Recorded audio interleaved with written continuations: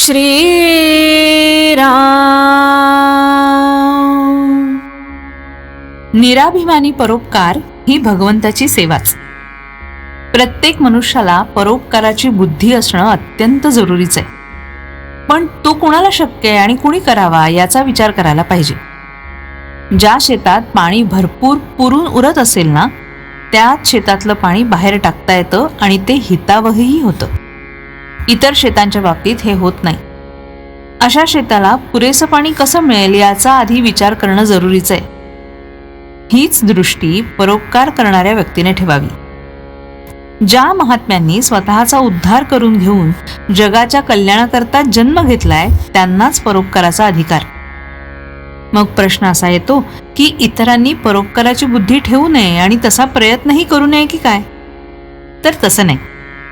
परोपकाराची बुद्धी आणि प्रयत्न असणं जरुरीचं आहे.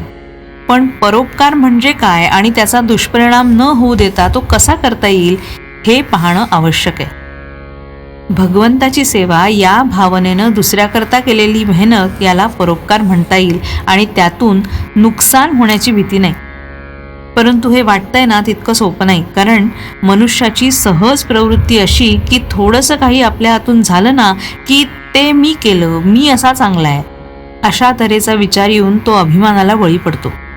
सबब ज्या ज्या वेळी दुसऱ्याकरता काही करण्याची संधी मिळेल त्या त्यावेळी तिचा फायदा घेऊन मनाला अशी शिकवण द्या की देवा, तुझ्या सेवेचा लाभ मला दिलास, ही माझ्यावर कृपा झाली, अशीच कृपा ठेवून आणखीन सेवा करून घे.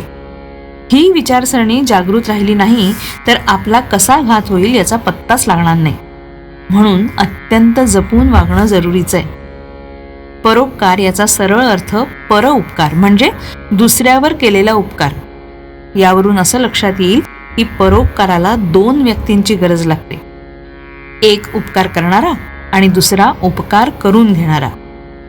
जगातल्या सर्वसाधारण व्यक्ती पाहिल्या तर आपल्या स्वतःवरून असं दिसतं की मी एक निराळा आणि प्रत्येक व्यक्ती आणि वस्तू मात्रागणिक सर्व जग निराळं.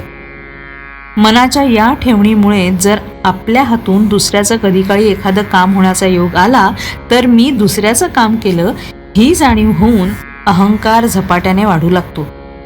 म्हणूनच परोपकाराच्या बाबतीत अत्यंत सावध राहण्याची सूचना सर्व संतांनी दिलेली आहे. नामात राहिलं म्हणजे अहंकार नाहीसा होऊन सावधानता येते आणि चित्त शांत होतं. श्रीराम.